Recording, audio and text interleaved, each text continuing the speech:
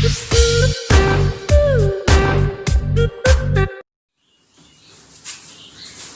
Friends, मैं हूं अब्दुल समद और आप देख रहे हैं study point YouTube channel. Study point YouTube channel में आपका स्वागत है। और आज हम लोग बात करने वाले हैं निर्देशांक ज्यामिति से कैसे हम लोग त्रिभुज का क्षेत्रफल को परिभाषित करेंगे। तो चलिए देखते हैं, आज हम लोग इस वीडियो के माध्यम से त्रिभुज का क्षेत्रफल को परिभाषित करना सीखेंगे।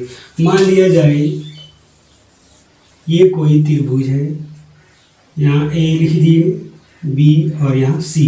अब ए का निर्देशांक अगर x1 y1 है, बी का अगर x2 y2, सी का x3 y3 मान लिया जाए। अब इसमें हम दो अक्ष लेते हैं, ये है x अक्ष और ये है y अक्ष। अब यहाँ हम 0 लिख देते हैं या O भी आप लिख सकते हैं। अब A से हम x अक्ष पर लंब डाल देते हैं, इसी प्रकार B से डालेंगे और C से भी डाल देंगे। अब यहाँ लिखें ABC एक त्रिभुज है और x अक्ष पर लंब है B, और यहाँ अपने से हम लिख देते हैं जैसे ABC लिखे उसके बाद D होता है, तो यहाँ लिख दिए DEF और यहाँ एक बिंदु है उसका नाम G लिख दिए। अब यहाँ से O से D तक की दूरी क्या होगा, यहाँ x2 है इसीलिए यहाँ से यहाँ तक का दूरी x2 होगा। O से E तक का दूरी क्या होगा, ये x अक्ष में जा रहे हैं तो x अक्ष में यहाँ क्या है x1, इसीलिए O से E तक की दूरी जो होगा वो x1। अब O से F का दूरी जो होगा वो x3, तो यहाँ लिखेंगे यहाँ से यहाँ तक का दूरी x3 है। अब B से D तक का जो दूरी होगा वो y अक्ष में है, इसीलिए y का जो मान है वही होगा, तो यहाँ y का मान y2 है, इसीलिए B से D तक की दूरी y2 होगा। इसी प्रकार A से E तक की दूरी y1 होगा और C से F की दूरी y3 होगा। तो लिखेंगे माना कि ABC एक त्रिभुज है जिसका निर्देशांक A का इतना, B का इतना और C का निर्देशांक इतना है, और X अक्ष पर लंब डाला हुआ BD, AE और CF है। तो चलिए देखते हैं, माना कि ABC एक त्रिभुज है जिसका निर्देशांक A का निर्देशांक है x1 y1, B का है x2 y2, C का है x3 y3 तथा x अक्ष पर ये x अक्ष है, ये x अक्ष पर BD, AE और CF लंब है। तो लिखेंगे x अक्ष पर BD, AE, CF लंब है। अब O से D तक की दूरी x2 है और O से E तक की दूरी x1 है, तो अगर हम DE की दूरी निकालना चाहें या तो BG की दूरी अगर हम निकालना चाहें तो क्या होगा, x1 में घटाएंगे x2 को, तो यहाँ का जो मान होगा वो होगा x1 माइनस x2। अब उसी तरह से यहाँ का मान अगर हम निकालना चाहें E से F तक, ये पूरा दूरी है x3, पूरा दूरी क्या है x3 और यहाँ तक है x1, इसीलिए x3 में x1 को घटा देंगे, तो यहाँ से यहाँ तक का जो दूरी होगा वो होगा x3 माइनस x1। अब इसमें से हम D और F का अगर दूरी निकालना चाहें, D से F तक की दूरी, D से F तक की दूरी अगर, तो पूरा O से F तक की दूरी है x3 और O से D तक है x2, तो यहाँ का जो दूरी होगा वो होगा x3 माइनस x2। अब यहाँ लिखेंगे इतना इतना दिया हुआ है। अब आप देख सकते हैं ABC एक त्रिभुज है और A का निर्देशांक इतना, B का इतना, C का इतना है और यहाँ का दूरी इतना है, फिर यहाँ से यहाँ तक का दूरी x3 माइनस x2 है। इसी तरह से यहाँ DE का मान x1 माइनस x2 है और EF का मान है x3 माइनस x1। तो हमको यहाँ जो जरूरत पड़ेगा उसी का हम मान लिखेंगे। अब इस आकृति में, पूरी आकृति में आप देख सकते हैं कि ए बी डी ई एक समलंब है, उसका आकृति हम यहां बना देते हैं।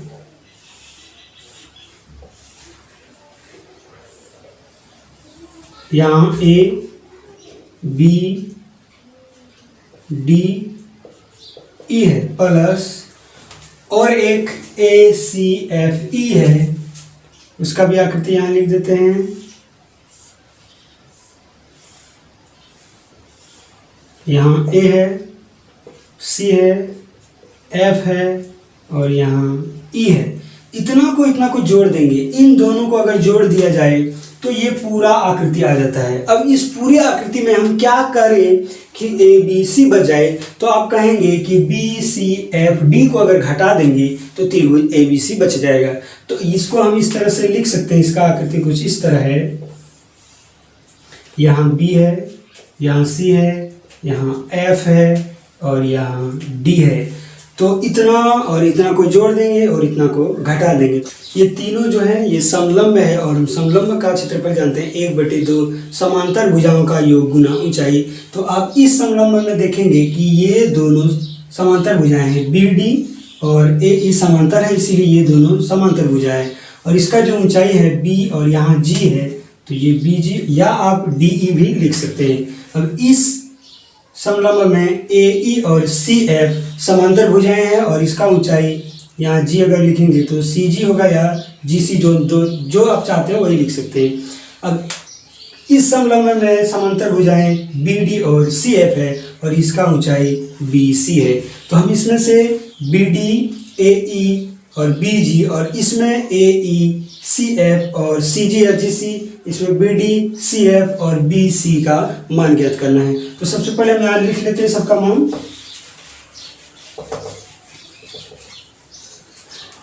इस समलंब के लिए जो समांतर भुजाएं हैं वो है बी डी समांतर ए ई, इसीलिए बी डी और ए ई का मान हम यहाँ लिखेंगे।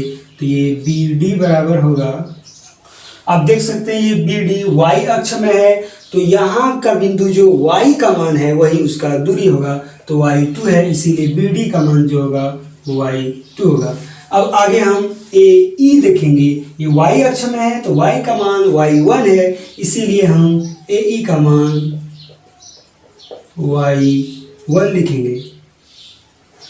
आगे CF का मान जो होगा वो y3, तो यहाँ y3 लिख दिए।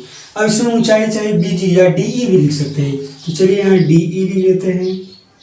DE बराबर क्या होगा, तो हम यहाँ लिख चुके हैं DE का मान x1 माइनस x2, तो यहाँ लिखेंगे x1 माइनस x2।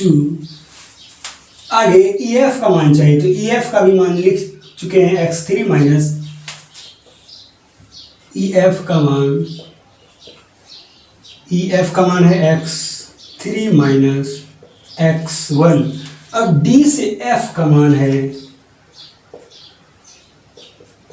DF का मान आप देख सकते हैं x3 minus x2।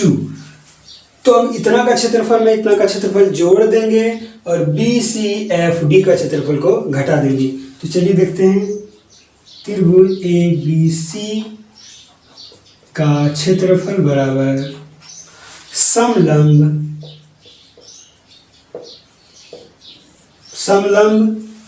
ABDE plus समलंब AEFC या ACFE भी आप लिख सकते हैं। तो चलिए ACFE लिखते हैं, ACFE minus समलंब BCFD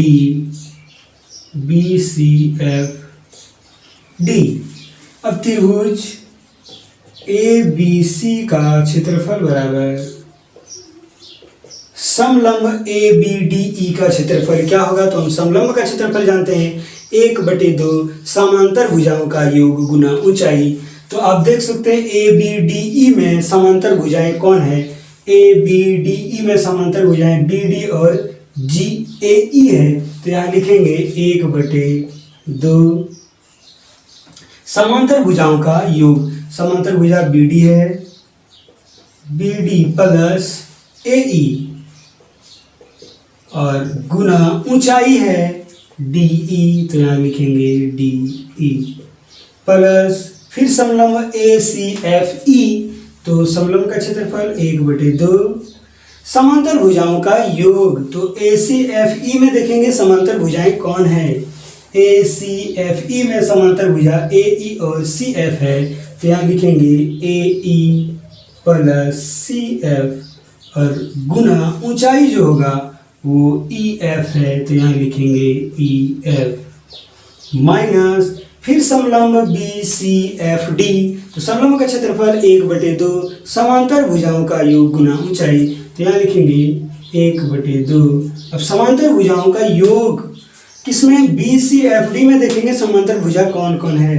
B C F D में समांतर भुजा बी डी और सी एफ है, तो यहाँ लिखेंगे B D plus C F और गुना ऊंचाई जो होगा वो डी एफ होगा, यहाँ से यहाँ तक, या बी सी भी आप लिख सकते हैं।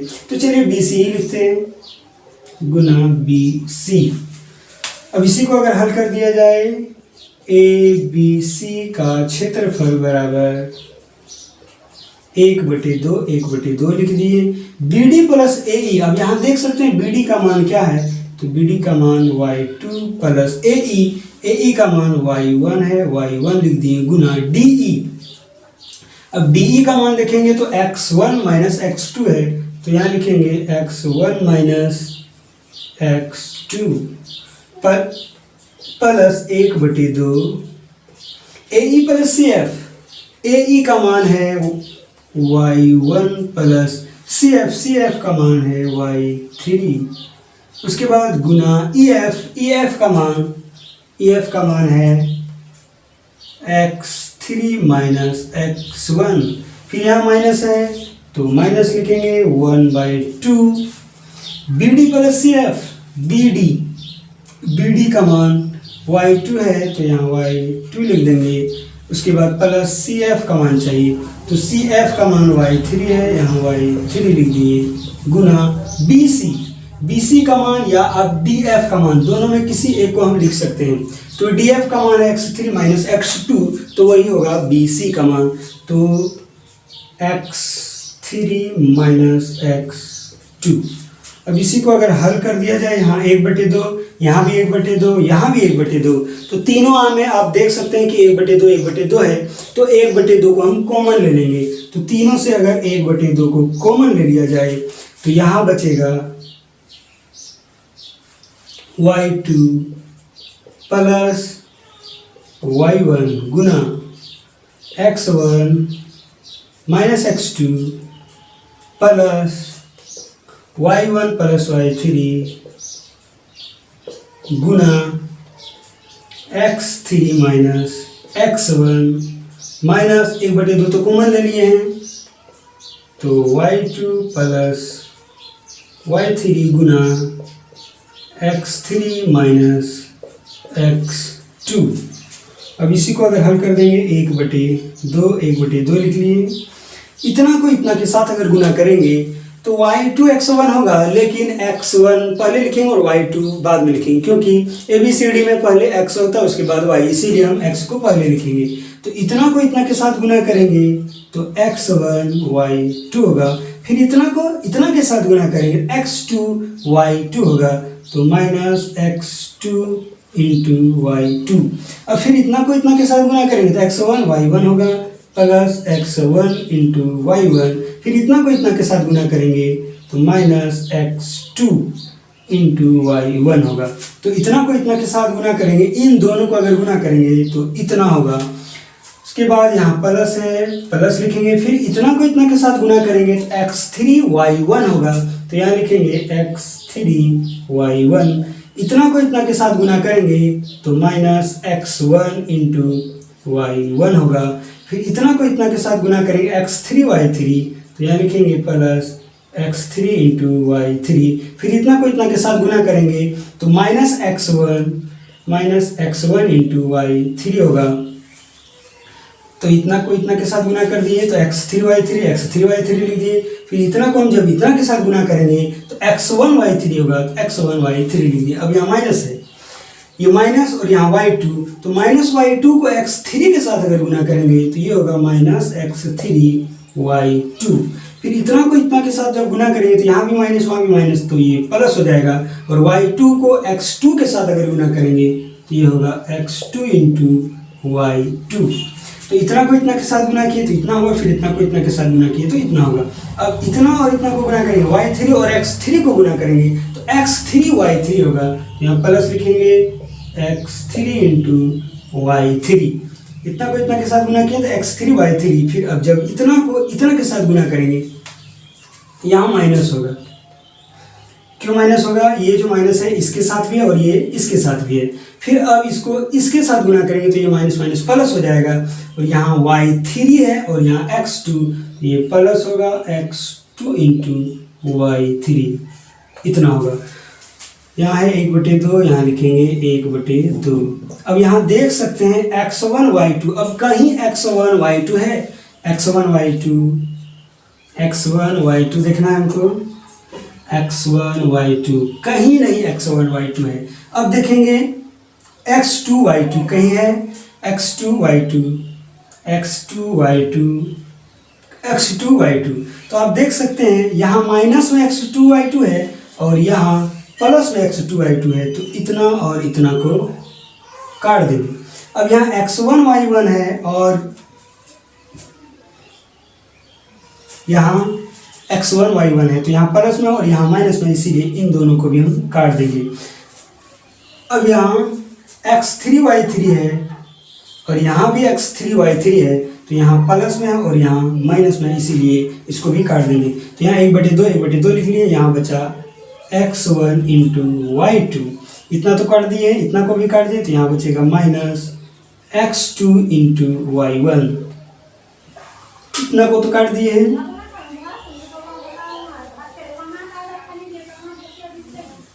तो प्लस x3y1। इतना काट दिए, इतना भी काट दिए, तो बचेगा माइनस x1y3 माइनस x3y2। फिर इतना को काट दिए, इतना को भी काट दिए, तो यहाँ बचेगा x2 इंटू y3। अब एक बार चेक कर लेते हैं इसमें क्या पद था, 1 2 3 4 5 5 6 7 8 9 10 11 12 में से 1 2 3 4 5 6 को काट दिए तो 6 को बचेगा। अब इसमें गिन लेते हैं 6 को है कि नहीं, 1 2 3 4 5 6 पूरा है। तो अब इसको हम इस तरह से लिख सकते हैं, चलिए इधर लिख देते हैं 1/2 लिख दिए। अब इसमें हम x1 को एक जगह लिखेंगे, जैसे एक बार x1 y2 है और देखेंगे x1 कहाँ है, तो अब देखेंगे x1 y2 और x1 यहाँ है, तो इन दोनों को एक जगह लिखेंगे। यहाँ लिखेंगे x1 y2। अब x1 कहाँ है, तो यहाँ है, तो ये माइनस x1 y3। अब x2 वाला को पहले लिखेंगे, तो प्लस वाला लिखते हैं, x2 एक बार यहाँ है और एक बार x2 यहाँ है, तो इसको पहले लिखेंगे, तो प्लस x2 इंटू y3 और यहाँ माइनस है x2 इंटू y1। अब प्लस वाला लिखेंगे x3, तो प्लस x3 यहाँ है, तो प्लस x3 y1। उसके बाद माइनस x3 इंटू y2। एक बार फिर चेक कर लेते हैं कि 6 पद है कि नहीं, 1 2 3 4 1 2 3 4 5 6 पद पूरा है। अब इसको यहाँ लिख सकते हैं 1/2 लिख लिए। अब आप इसमें देख सकते हैं x1 y2 और x1 y3। अब इतना में से क्या कॉमन है, x1 दोनों जगह है, इसीलिए x1 कॉमन है, तो इन दोनों में हम x1 को कॉमन ले लेंगे, तो ये होगा x1। इसमें से और इसमें से, दोनों में से हम x1 को कॉमन ले लिए हैं, तो यहाँ से अगर x1 को कॉमन ले लेंगे तो यहाँ क्या बचेगा, y2 और यहाँ माइनस है, तो y2 माइनस और यहाँ बचेगा y3, तो यहाँ होगा y2 माइनस y3। अब इतना हल हो गया है। अब इन दोनों में देखेंगे, यहाँ से यहाँ तक देखेंगे, तो आप देख सकते हैं x2, यहाँ भी x2 है, x2 y3 x2 y1, तो आप देखेंगे यहाँ भी x2 यहाँ भी x2, तो दोनों में x2 कॉमन है, तो इन दोनों से हम x2 को कॉमन लेंगे, तो यहाँ होगा प्लस x2 को कॉमन ले लिए, तो यहाँ से भी x2 कॉमन लिए, यहाँ भी x2 कॉमन लिए, तो यहाँ x2 कॉमन ले लिए, तो यहाँ y3 बचा है तो y3 लिख दिए, माइनस y3 बच गया। अब इससे हम x2 कॉमन ले लिए तो y1 बचेगा, तो यहाँ y1 हो गया।